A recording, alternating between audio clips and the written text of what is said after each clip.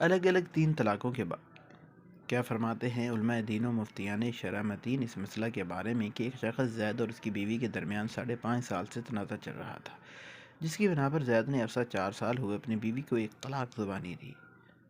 پھر لوگوں نے صلح کرا دی اور شوہر نے بیوی سے رجوع کر لیا۔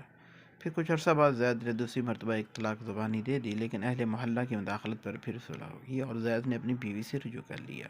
ورقہ 5/5/1996 کو پھر 3 طلاق یکدم تحریر کرکی بذریعہ رجسٹری ڈاک زید نے اپنی بیوی کو ارسال کر دی ہیں۔ بیوی اپنے ذاتی مکان میں رہتی ہے، شوہر بھی اس کے ہمراہ رہتا ہے۔ اب ایسی صورت میں کیا بیوی کو 3 طلاقیں واقع ہو گئیں یا پھر کوئی صلح گنجائش باقی ہے؟ اس صورت میں شوہر بیوی کے ہمراہ رہ سکتا ہے یا نہیں؟ جواب عنایت فرما کر مشکور فرمائے۔ زمانہ جاہلیت میں یہ رواج تھا کہ خاوند جتنی چاہتا اپنی بیوی کو طلاق دے دیتا اور عدت کے اندر رجوع کر لیتا۔ اس سے مقصود عورتوں کو تنگ کرنا ہوتا تھا۔ عورتوں کی جان غضب میں تھی کہ خاوند نے طلاق دی اور عدت گزرنے کے قریب آئی تو رجوع کر لیا، پھر طلاق دے دی، پھر عدت کے اندر رجوع کر لیا۔ اسی طرح ساری زندگی بیوی کو ظلم و ستم کی چکی میں پیستے رہنا ان کی عادت تھی۔ اللہ تعالیٰ نے اس طریقہ غیر کو ختم کر کے طلاق کی تعداد کی حد بندی کر دی۔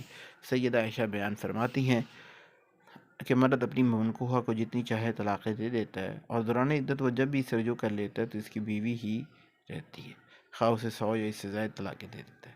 یہاں تک کہ ایک شوہر نے اپنی بیوی سے کہا کہ اللہ کی قسم نہ میں تمہیں ایسی طلاق دوں گا کہ تم مجھ سے جدا ہو جائے اور نہ ہی تجھ کو اپنے پاس رکھوں گا۔ اس نے کہا وہ کیسے؟ خاوند نے کہا جب تیری عدت ختم ہونے لگے گی میں تجھ سے رجوع کر لوں گا۔ وہ عورت سید عائشہ کے پاس آئی، ان کو اس واقعے کی خبر دی، وہ خاموش ہو گئی۔ یہاں تک کہ نبی مکرم تشریف لائے تو سید عائشہ نے اس بات کی اطلاع انہیں دی تو آپ صلی اللہ علیہ وسلم بھی خاموش رہے، یہاں تک کہ قرآن نازل ہوا۔ طلاق 2 مرتبہ ہے، معروف طریقے پر رجوع کرنا ہوگا یا احسان کے ساتھ چھوڑ دینا ہوگا۔ سیدہ عائشہ کہتی کہ لوگوں نے مستقبل میں اس طریقہ طلاق کو جاری کر دیا، جس نے پہلے طلاق دی تھی یا نہیں دی تھی۔ الطلاق مرتان کی شان نزول سے یہ بات عیاں ہو جاتی ہے کہ اللہ تعالیٰ نے زمانہ جاہلیت کے طریقہ طلاق جس میں مرد کئی بار طلاق دیتا رجوع کرتا تھا کو محدود کر کے 2 مرتبہ طلاق تک رجوع کا حکم رکھا ہے۔ یعنی مرد اپنی بیوی کو وقفہ بعد وقفہ 2 طلاقیں دے سکتا ہے۔ ان کے دوران مرد کو اپنی بیوی سے تعلقات بحال رکھنے کی اجازت ہے۔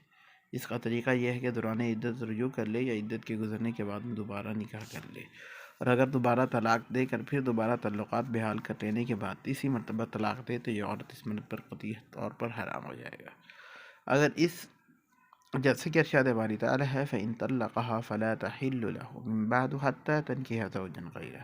اگر اس نے تیسری طلاق دے دی تو اس کے لیے اتنی دیر تک حلال نہیں جب تک وہ کسی دوسری آدمی سے نکاح نہ کر لے۔